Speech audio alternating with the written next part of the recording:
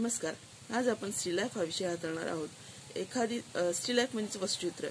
हे एखादी वस्तू समोर ठेवली असता ती लांबून किंवा जवळून कशी दिसते हे स्टिल लाईफ मध्ये प्रामुख्याने महत्त्वाचा मुद्दा आहे. आता आज आपण जो चहाचा मग आहे किंवा एखादं टोमॅटो हे ॲक्रेलिक रंगामध्ये कसं दिसतं किंवा कसं ॲक्रेलिक रंगाचा वापर करून चहाचा मग किंवा एखादं टोमॅटो कसं पेंट करायचं आहे ते बघणार आहोत. चला तर व्हिडिओला सुरुवात करूया.